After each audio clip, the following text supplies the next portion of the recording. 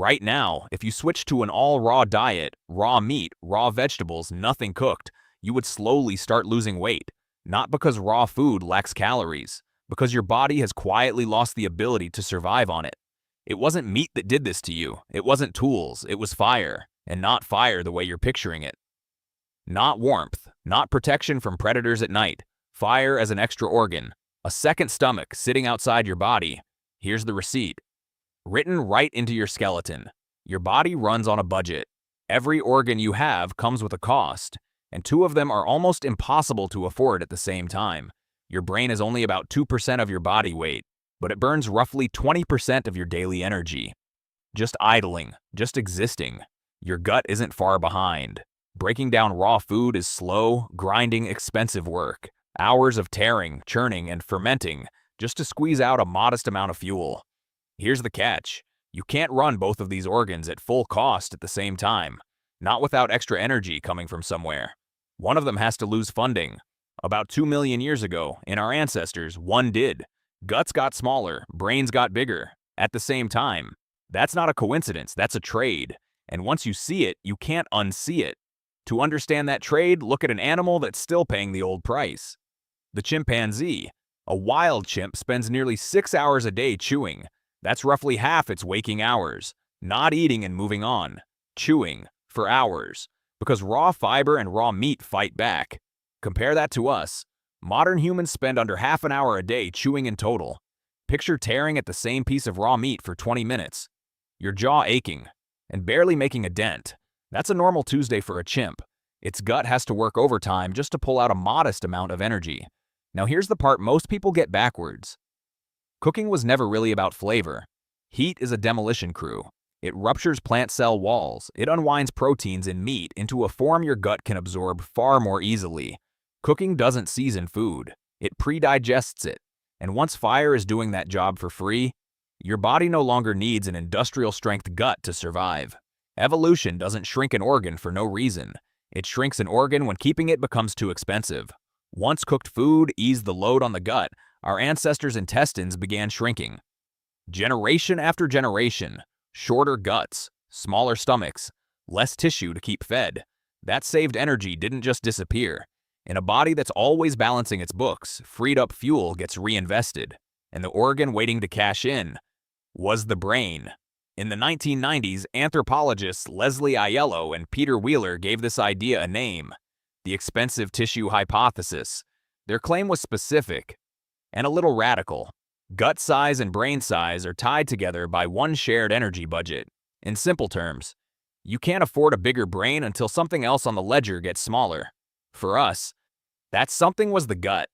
It's not that cooking gave early humans more free time to think.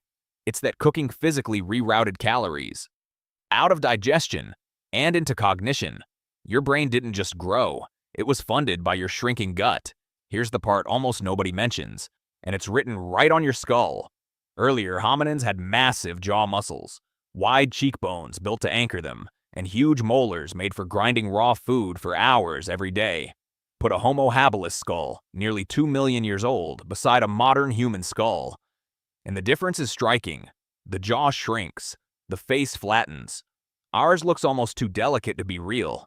Like evolution quietly filed down a weapon it no longer needed. That's not fragility. That's a tool being retired. Once food arrived already softened by fire. A smaller jaw could do the same job just fine. And just like the gut, the energy once spent building and maintaining heavy jaw muscles was reassigned. Smaller jaw, smaller gut, bigger brain. 3 different parts of the body, telling the exact same story. Most people assume the story went like this. Humans got smart, then they invented fire and cooking. It's a flattering idea. It puts intelligence in charge, but the fossil record doesn't back it up. The shrinking gut, the changing skull, the lighter jaw, all of it appears before brain size exploded into anything we'd call modern intelligence. So flip the story. Cooking didn't follow intelligence. Cooking helped create it. Your ancestors didn't get smart. And then discover fire. They discovered fire, and their bodies were rebuilt in a way that made becoming smarter something they could finally afford. Think about that for a second. Somewhere, around 2 million years ago, a small group of hominins sits around the first flames they've ever controlled. completely unaware that the meal in front of them is quietly rewriting what their descendants will become. This isn't just ancient history, it's still happening inside your body today. Imagine trying to eat a completely raw diet, about 4 pounds of kale and a pound of raw chicken in a single day. That's roughly what it takes to reach a normal day's calories while eating the way our pre-fire ancestors did. And most modern guts simply can't process that much, that quickly, in its raw form. This isn't just a thought experiment. Anthropologist Richard Wrangham has studied long-term raw food dieters, people eating almost 100% raw food, including raw meat and dairy, not just salads. Even the most disciplined among them often ended up underweight. Many women stopped having menstrual cycles because they weren't getting enough usable energy. And it wasn't because they weren't eating enough. On paper, they were consuming plenty of calories. Their bodies simply couldn't extract enough fuel, not because the food lacked calories, but because 2 million years of evolution had quietly outsourced part of digestion to something outside the body, in a very real sense. Your kitchen finishes a job your intestines used to do alone. Every time you cook a meal, you're relying on a survival trick that's hundreds of thousands of years old, just to keep your very expensive brain powered on. So go back to that opening fact. A raw diet alone isn't enough to keep a modern human running. That's not a flaw, it's a receipt. Your ancestors traded away a bigger gut. They traded away heavier jaws.